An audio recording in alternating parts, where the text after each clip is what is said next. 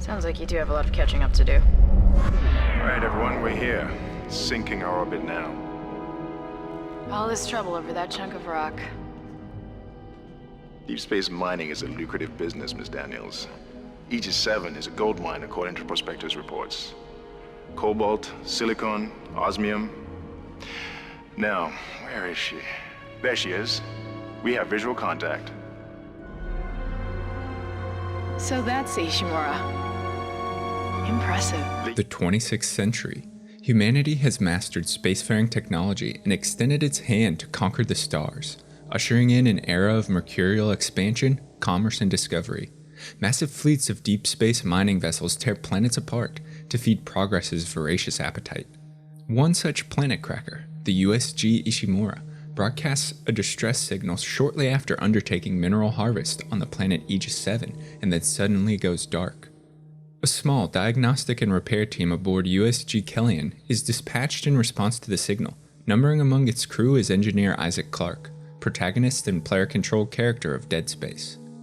A cryptic video message of Clarke's loved one, Nicole Brennan, a medical officer on board the Ishimura, interspersed with static, thrusts the engineer unwittingly into a hotbed of ambition, political intrigue, and religious fanaticism. What initially begins as a straightforward investigation into the state of the planet cracker quickly descends into a struggle for survival amidst maddening terror found aboard, as much of Ishimura has vanished, been brutally slaughtered, and transformed into grotesque creatures of nightmare called necromorphs. At the center of this swirling mystery lies an enigmatic artifact of alien and dubious nature, known as the Marker. Its responsibility for the outbreak of monstrosity and terror aboard the Ishimura, and its role in Isaac Clarke and Kellyan's crew, is pivotal as they stumble upon deep truths hidden for centuries about humanity and its existence in the universe. But to better understand Isaac's situation, we must first explore the geopolitical stage of the 26th century, the necromorphs and the Marker. Let's dive in. Twinkle, twinkle, little star. The events of Dead Space unfold in the early years of the 26th century. Humanity has left the confines of Earth and mastered faster-than-light travel to claim dominion over the stars. The future of Dead Space isn't suffused with an aura of vibrant optimism, where humans lead lives of leisure supported by efficient technology. It shows the future in blunt pragmatism: population growth, decades of interminable wars, environmental exploitation, and climatic volatility greatly denude Earth and place humanity on the brink of oblivion by the end of the 21st century. Out of necessity, humanity launched several missions in space exploration to colonize the Moon, Mars, and other celestial bodies within the solar system. With new frontiers, new resources to harvest, and new lands to populate, Earth was saved from desolation and interstellar fever gripped civilization. Shortly, the unifying government was established to administer populations beyond Earth. The increasing energy and resource demands fueled a golden age of interstellar mining and commerce as massive corporations exploited the lucrative business of deep space asteroid mining to feed humanity's insatiable hunger. The technological marvel of planet cracking, or quite literally breaking a planet apart to more swiftly and efficiently extract its minerals, gave rise to commercial fleets dedicated to the task. The first and largest planet cracker class ships was the USG Ishimura, constructed by the Concordance Extraction Company. Ishimura went on to have a prodigious career and operated several dozen planet cracks in its lifespan. Though the government and companies reveled in the windfall planet cracking provided, humanity still couldn't support its continued expansion without access to clean, renewable, and limitless fuel sources. For centuries, the government would search and research in desperation, hoping for salvation. Such motivations brought both the government and later the Ishimura into contact with the Marker for the promise it provided.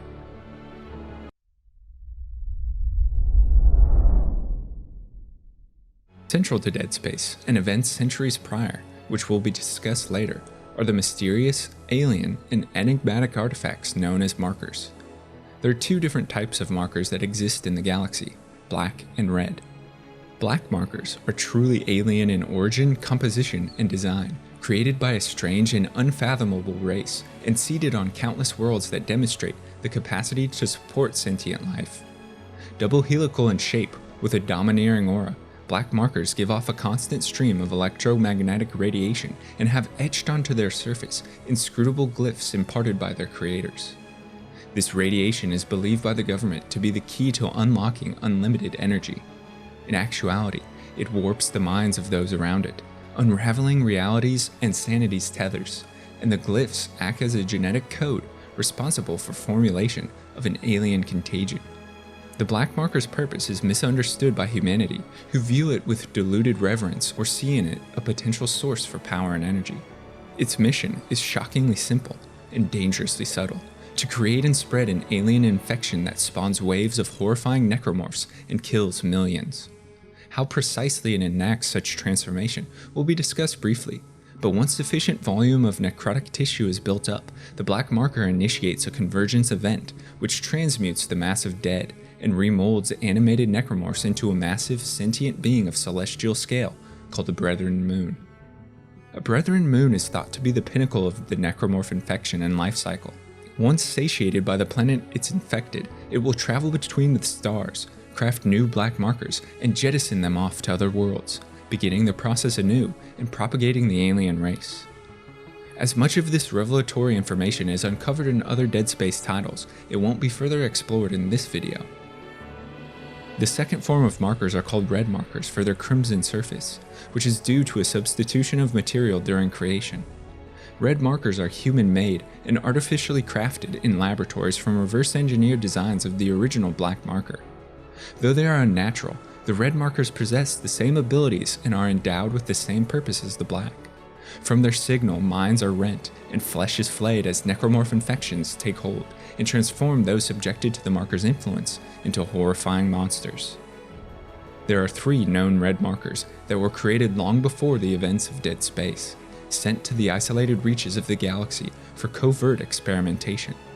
One of 3 research facilities was established long ago on Aegis 7 to analyze Marker 3A, the artifact that makes its way aboard USG Ishimura. The marker's presence is quickly followed by an outbreak of deadly, aggressive necromorphs that roll over both the colony on Aegis 7 and the orbiting planet cracker above.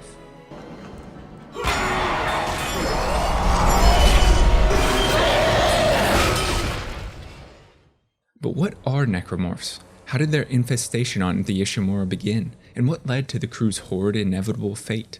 These questions and more swirl through Isaac Clarke's mind as he delves through text, video, and audio logs to recreate the events that transpired just days before his arrival on Ishimura. I've gone over the MedSci reports. These things are biorecombinators. They take dead tissue, absorb it, and mold it into new forms. One iteration seems to have the sole purpose of infecting corpses. The others, well, seem to be making corpses to infect. And that body tissue we keep seeing on the walls is part of it too. I found a report that says it's a habitat changer. As Kendra relates to the research conducted by the crew, necromorphs are more than reanimated dead tissue. The bodies of unfortunate deceased have been transformed through an alien presence and contagion. Necromorphs are the result of biorecombination through injection of alien necromorph tissue into a dead body or mass of necrotic flesh. The host body is transfigured in mere seconds to reflect the genetic code presented by the viral contagion. Arms and legs are twisted, bone is shattered, blood boils as bodies recombine beyond recognition into abominations. Organs useless to the necromorph blueprint are reassimilated into sharpened spikes, dangerous talons, and lethal pincers to viciously attack prey. Organs and other structures are repurposed to create a strong, dangerous, and highly aggressive killing machine. Such a transformation is highlighted in the rapid infection of Captain Matthias's dead body.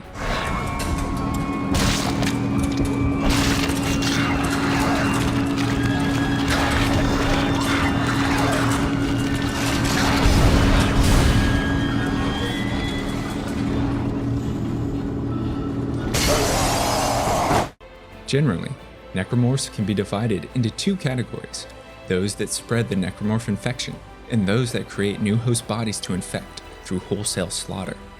The role of infection is bestowed upon only one highly specialized form of necromorph, whose appearance can be quite easily distinguished. These infectors are reminiscent of manta rays or large gliding birds. Membranous wings stretch from the torso to bony arms and grant limited flight. Numerous feelers and tongue-like cords act as prehensile grips to gather dead bodies.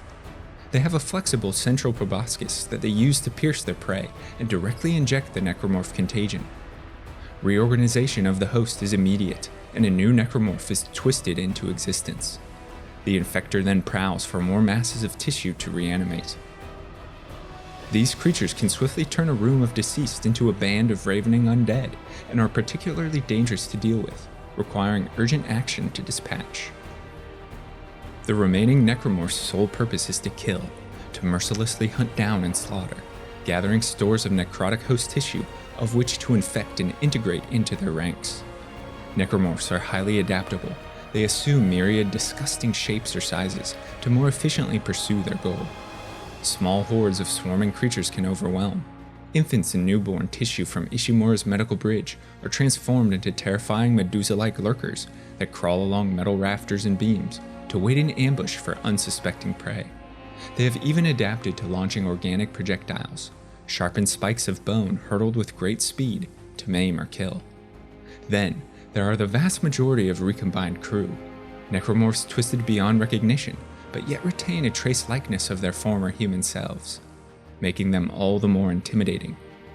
Beyond are larger necromorphs tasked with attacking and disassembling Ishimura as it lies in suspended orbit above the planet.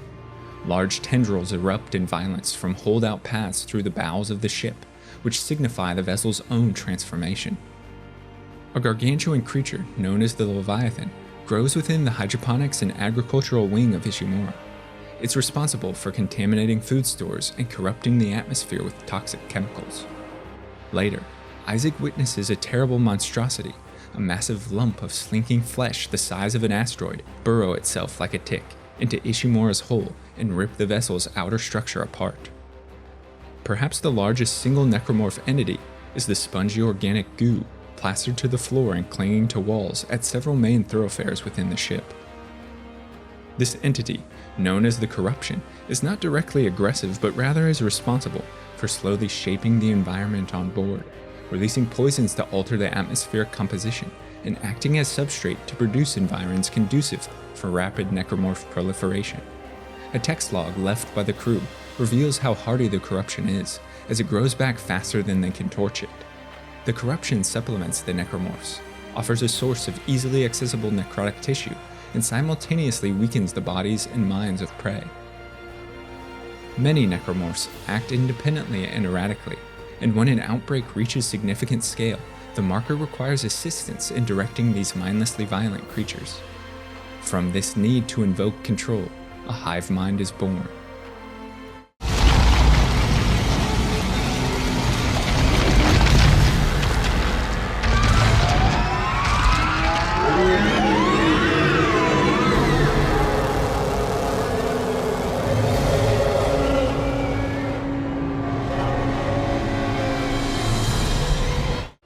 The hive mind is a gargantua, a domineering terror that inspires fearful awe in those who witness it firsthand.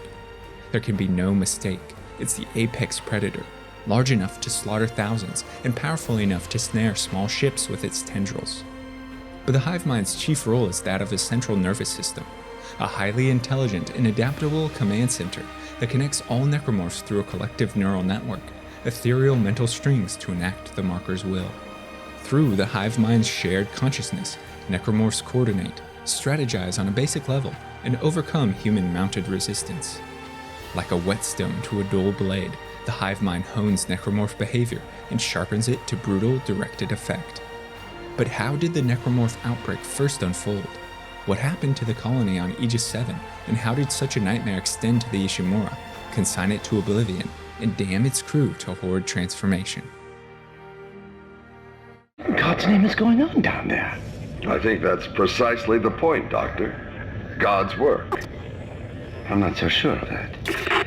We have to assume that the colony's problems are somehow connected to the Marker. You can assume all you want to. I do not. The Marker is glorious and divine. You know that. God moves in mysterious ways. Anyway, we'll have it on board tomorrow. You can analyze it all you want to. What are you so worried about? Worried? Captain, people are dying down there, killing each other. Is this madness the transformation unitology teaches us? Doctor. Terrence. There will always be risk when the stakes are high. And here, they're enormous.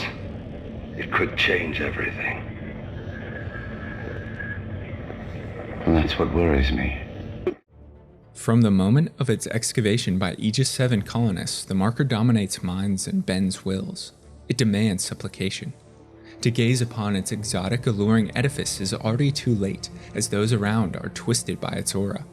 The first phase of a necromorph outbreak is insidious, instigated by the alien artifact as the marker's electromagnetic signal works to unravel psyche and bind thought to its thrall. This highly concentrated energy, imperceptible to those within its aura, nonetheless initiates descent into madness as sentient beings succumb to insomnia, delirium, and dementia. People become restive and erratic, their minds twisted like the marker's helical structure. The colonists are experiencing a form of dementia. The obvious symptoms are acute depression, insomnia, and hallucination. Incidents of violence and even murder also indicate extreme paranoia. Dr. Mercer has advised that I bring some of the affected on board for study. Dr. Wellen, the planet-side psychiatrist, has reported that his own analysis has been fruitless. I'm hesitant to rely on Dr. Mercer at this point, but I need his expertise. We need solutions, and we need them quickly. The swift fall into psychotic violence is catalogued in the records of Harris, an Aegis 7 colonist that was brought aboard Ishimura for study, but who lashed out and killed several.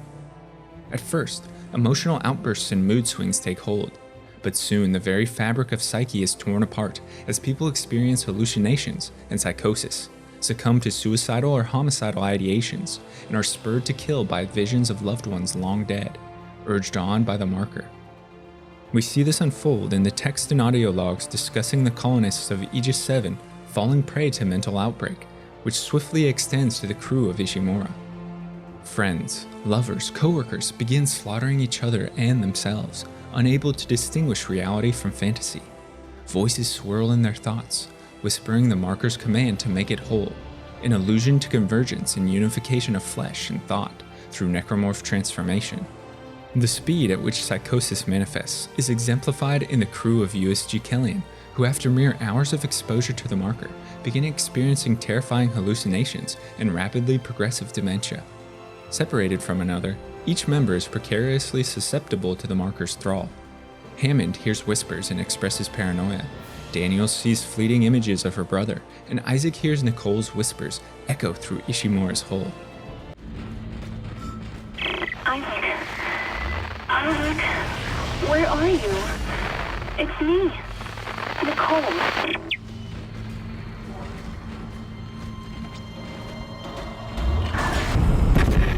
Isaac, make us whole again. Mental disorientation makes the necromorph infestation all the more terrifying. If one's own mind cannot be trusted, how can they put faith in their senses and decisions? Mass suicides and massacres abound, precisely the intention of the marker. Fertilized by bloodshed and seeded with bodies of the dead, the first phase creates an abundance of necrotic tissue from which the first generations of necromorphs are spawned and utilized for the second phase of outbreak, infection. Infection and proliferation again begins with the marker.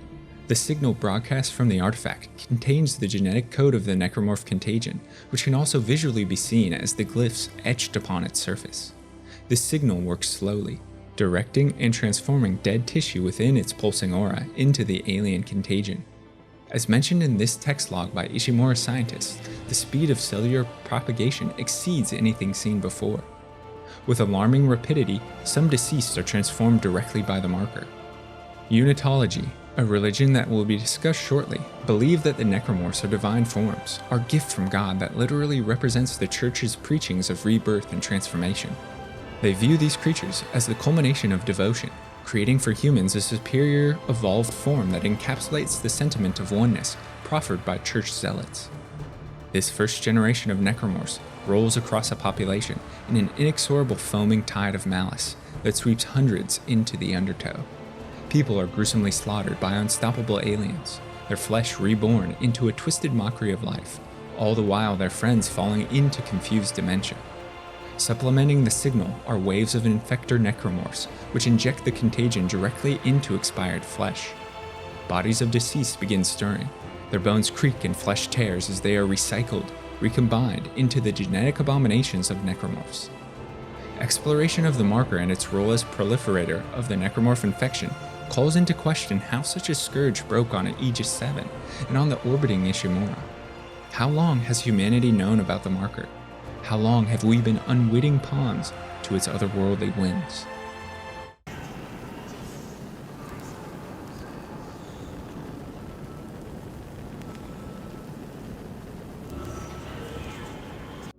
Ishimura's fate was written centuries prior and light years away on Earth in the 2200s. The planet is roiled by increasingly dangerous climate disasters in the 23rd century, its natural resources denuded by humanity's voracious drive towards progress and mutual annihilation in violent, protracted wars on a global scale. By this time, humans have launched several colonizing missions across the solar system, resting their future hopes for survival on their success. Once installed, such colonies will act as a sponge for rampant population growth and an outlet to mine dwindling strategic resources. In the early 2200s, governments are gripped by a frenzy to discover or create sources of limitless, highly renewable and clean energy to save Earth from wanton destruction it now finds itself careening toward. They leave no stone unturned, no location left unchecked, which yields a most auspicious discovery off the coast of Mexico in the year 2214, so significant its echoes are still felt centuries later. A large, double helical artifact of unknown origin and composition, with indecipherable glyphs etched on its onyx surface, is unearthed. Above the multiplex questions circling around the object, one fact is abundantly clear. It's intelligent in design and alien in construction. A simple statement, but of serious gravity, as the discovery of extraterrestrial life has ground-shaking existential ramifications for humankind. But immediately, the object, simply dubbed the Marker, is covertly hurried to research labs for study. It's determined to have been on Earth for 66 million years, perhaps the remnants of the asteroid that devastated the planet, wiping the surface clean and leading to the extinction of nearly 75% of all life, which set the foundation for sentient, conscious, and intelligent humans to develop. A coincidence that hints at the artifact's deeper purpose. Under the close scrutiny of Michael Altman, Chief Research Officer, and his team, it's revealed that the Marker emits a constant stream of electromagnetic energy in an autotelic state that requires no external input. Bluntly, it holds promise as a source of limitless energy if properly harnessed, a ray of light cast against a grim future that could be humanity's salvation from resource crisis.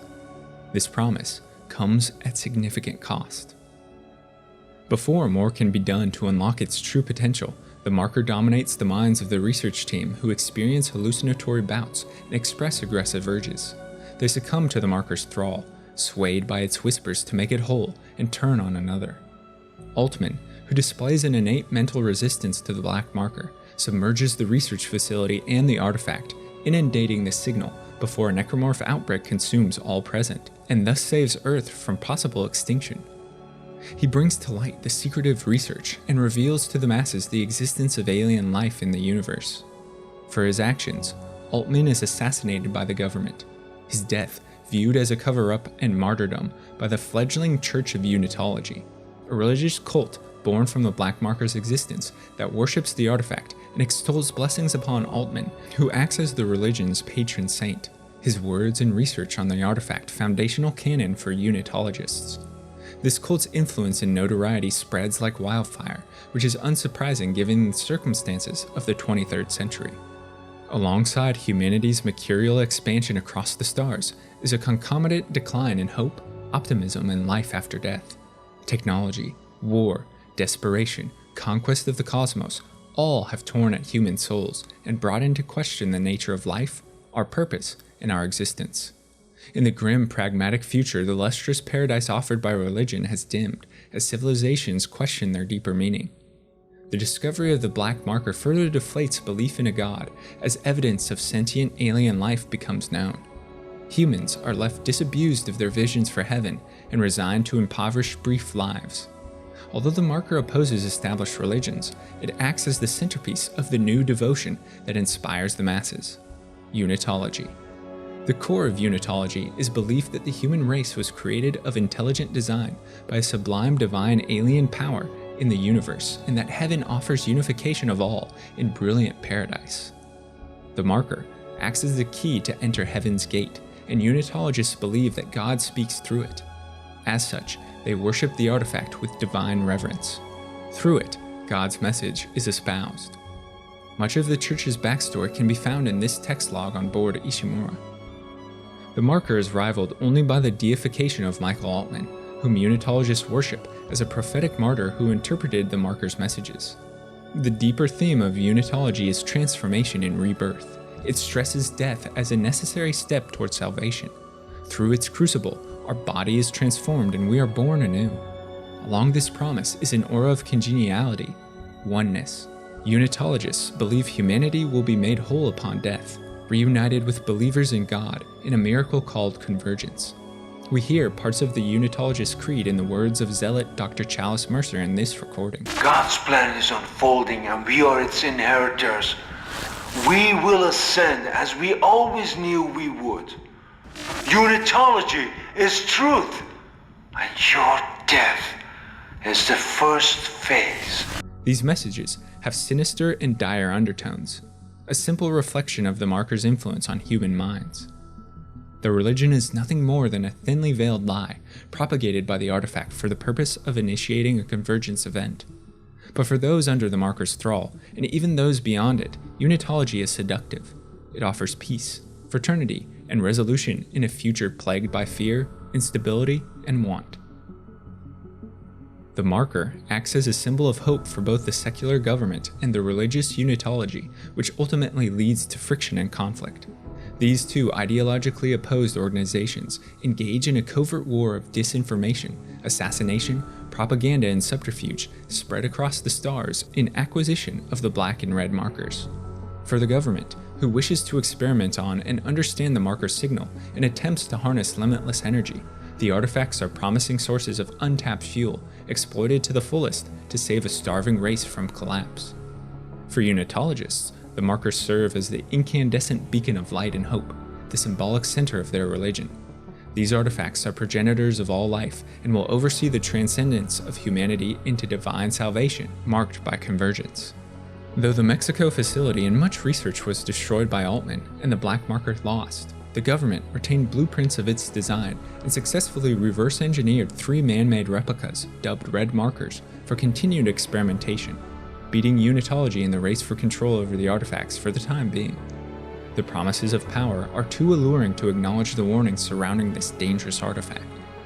To maintain safety, secrecy, and avoid the increasingly intractable Unitologists, the markers were shipped off-world to various research facilities, one such being the remote, resource-rich planet of Aegis 7. The Cygnus system lies many light-years from Earth, in space far removed from prying eyes. Here, a research facility is secretly erected for experimentation on Red Marker 3A, funded by the government's largesse, with the expectation that discoveries would yield untapped energy reserves, a tool for breaking the suffocating yoke of dependency on ever-dwindling resources. While testing on the marker for such purposes ran apace, scientists also made strides in decoding the mysterious glyphs etched on its surface. They found these symbols of strange form represented the genetic code necessary to bioengineer alien tissue, a breakthrough that led to artificial synthesis of the necromorph contagion. Exhilarated by their discovery, the Aegis team continued experiments on the necromorph tissue, the marker's influence over it, and the artifact's role as a power source. Elation wouldn't last. Unforeseen events at another marker research facility acted as a catalyst that awakened the Aegis 7 artifact, which began shaping and aggressively propagating the necromorph infection. Now active, the built-up stores of experimental tissue sparked a lethal necromorph outbreak that quickly consumed the Aegis facility. In the gruesome bloodletting that followed, all scientists were killed, and the gathered mass of tissue gave birth to a hive mind. Fearful of greater interstellar ramifications and the threat posed by the marker's necromorph contagion, the government scuppered all research operations, buried or burned any mention of the artifacts and sealed the facilities behind blacklists or restricted space in the early 2300s. The Aegis 7 disaster went up in smoke, its horrifying mistakes buried alongside its marker on a planet forgotten and abandoned by all, where it would remain dormant for 200 years. But the Red Marker's story doesn't end here. Humanity's capacity for avarice and greed is limitless, its hubris vast. Powerful emotions swirling in conspiration that in the year 2508 fatefully pull the USG Ishimura into a dangerous struggle for survival.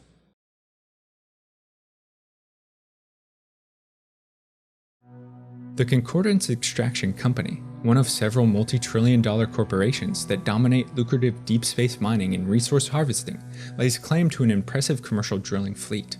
Its crown jewel, the USG Ishimura, is the first and largest Planet Cracker-class vessel. This technology, developed in the 25th century, allows for more efficient retrieval of strategic and precious materials by tearing off entire tectonic shells to expose a planet's core for exploitation. Dangerous, but highly profitable, planet cracking is the standard for harvesting resources to support rapidly expanding human commerce. To seize greater profits against competition, the CEC launched myriad illegal mining operations in restricted space around the galaxy. One preliminary endeavor brought surveyors to the Cygnus system, an Aegis cluster, space that had been mysteriously abandoned for generations. The CEC stumbled upon a gold mine. Early reports promised massive stores of metals, minerals, and other resources beneath Aegis 7's surface that are later confirmed in this text log detailing the haul once Ishimura cracked the planet. Riches exceeding the risk of operating in restricted space. The CEC swiftly sent personnel to the system and established a rudimentary mining colony on Aegis 7 in preparation for the arrival of a planet-cracking vessel. As the colonists broke ground, their excavations revealed something unexpected and strange. There were trace remnants of previous human settlement found with no record of such in existence. Further exploration unearthed an enigmatic red double helical structure hidden beneath the surface. The Red Marker rediscovered after centuries of idle dormancy. At once, word trickled through space lanes and reached both the government on Earth and the Church of Unitology, sparking a secret dash to claim the Red Marker. The Church acted first and infiltrated the crew of USG Ishimura, the planet cracker tasked to Aegis 7, planting zealots and believers at various strategic positions within the ship's manifest, most of whom can be found in this text log of Unitologist members. Of significance, Ishimura's captain Benjamin Matthias, Chief Science Officer Terrence Kine, and Medical Officer Chalice Mercer, men in commanding leadership roles, numbered among the Church's devoted agents. Be in this star system. Just another illegal mining job for the company. That is until the colony found the marker. That was when the Church took an interest and chose me to lead this pilgrimage. They also ensured many of the mission crew were devout. My primary instruction was to get the marker up from the colony and on board the ship.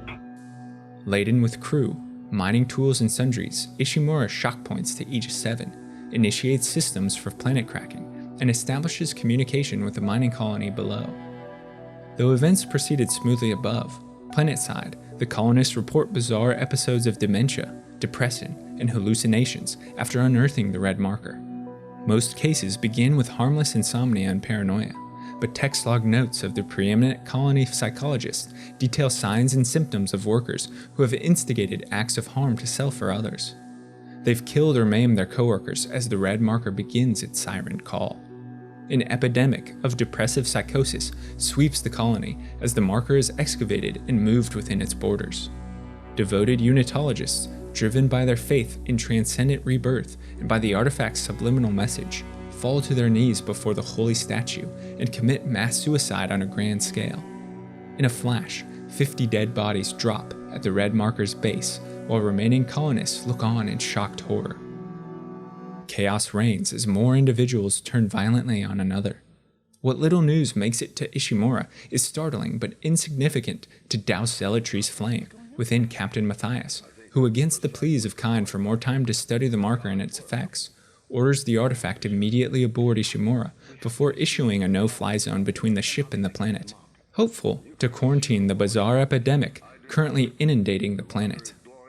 Kine, Mercer, and other unitologists begin studying the marker and its etched glyphs as Ishimura ignites several tons of explosives and cracks Aegis 7 open. The shock from the blast severs communication between the ship and the colony just as the dormant necromorph contagion activates.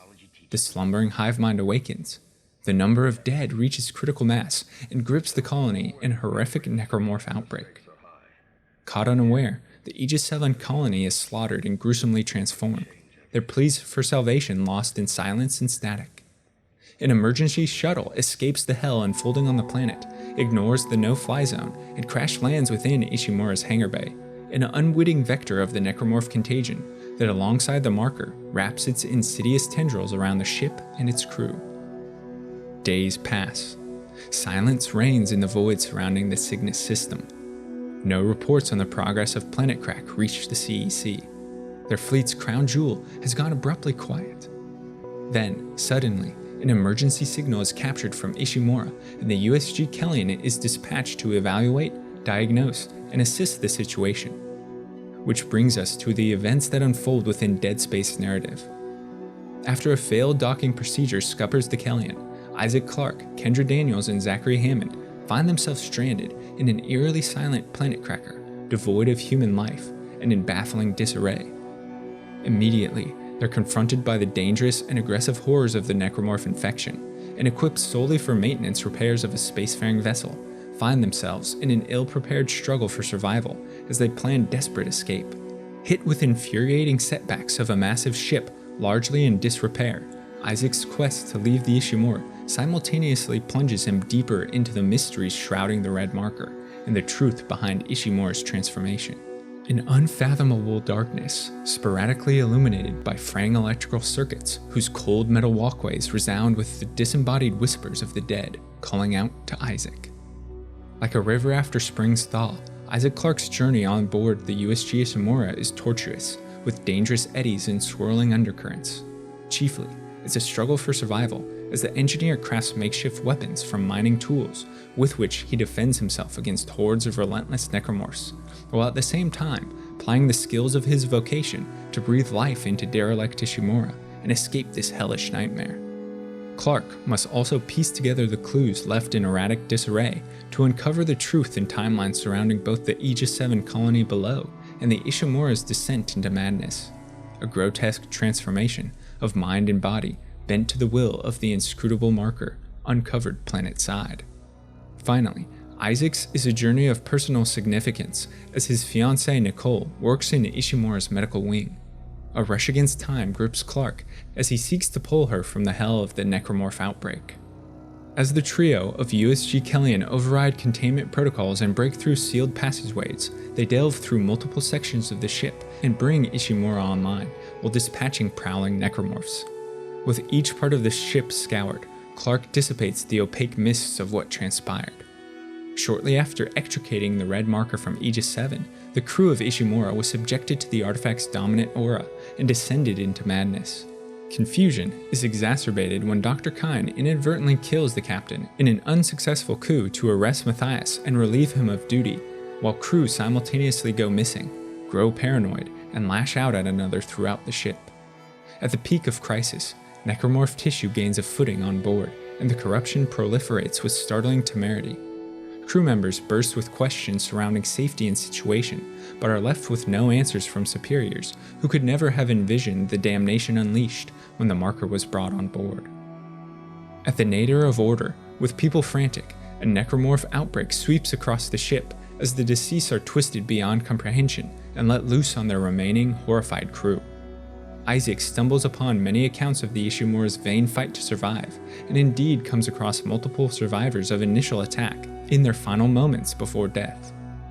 As Clarke, Daniels, and Hammond venture further into Ishimura's nightmarish hull, they learn more of the mysterious marker and necromorph infection through two high-ranking unitologists in Drs. Kine and Mercer.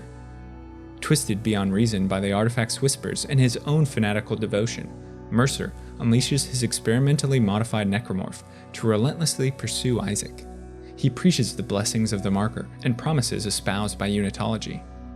Mercer had led several devoted on Ishimura to commit mass suicide and allow infectors to transform their corpses beyond recognition. He reveals a delusional plan to bring Necromorphs and the Marker to Earth, so that all may be consumed in glorious convergence. Dr. Kyne, whose mind is also frayed by the Marker's influence, yet retains a level of remorseful self-awareness. He relates to Clarke the tragedy that befell Aegis 7, the awakening of the hive mind, and the tragic mistake of bringing the Marker on board. He assists Isaac in locating the artifact so it can be returned to the planet, so that it can be made whole again, guided by hallucinations of his dead wife. But just as Kyne steps to redemption's precipice, his life is cut tragically short by a bullet launched from Kendra Daniels. The Church of Unitology wasn't the only organization to send its covert agents on a retrieval mission upon discovering the excavation of the Marker by Aegis colonists. EarthGov couldn't allow such a promising tool and energy source to slip through their fingers. They first planted Kendra within Kellyan's crew to verify and retrieve the Marker, but when her communication went silent, they dispatched the USM Valor, bristling with armaments and manned by lethal military strike teams, on a seek and destroy mission, the specifics of which are documented in this text log. The government knew the dangers inherent to the Marker and set in place contingencies should Kendra fail her mission. With the Marker in tow aboard a ship speeding to safety, Daniels reveals the long history of the Markers, the government's involvement, and her own role before stranding Isaac and consigning him to Ishimura's fate. But through clever thinking, deft skill, and the spurring to action from the Marker that influences his mind through visions of Nicole, Isaac thwarts Kendra and returns the red Marker to Aegis 7. Its wish to be made whole is fulfilled, before he himself finally escapes. Isaac Clarke perseveres through a crucible of madness, despair, and horror to not only survive a necromorph outbreak, but also a brush against the alien Marker with his sanity largely intact. Or did he? As he finally breathes a sigh of relief, Clarke is attacked by Nicole's deranged apparition, and then the black void of nothing.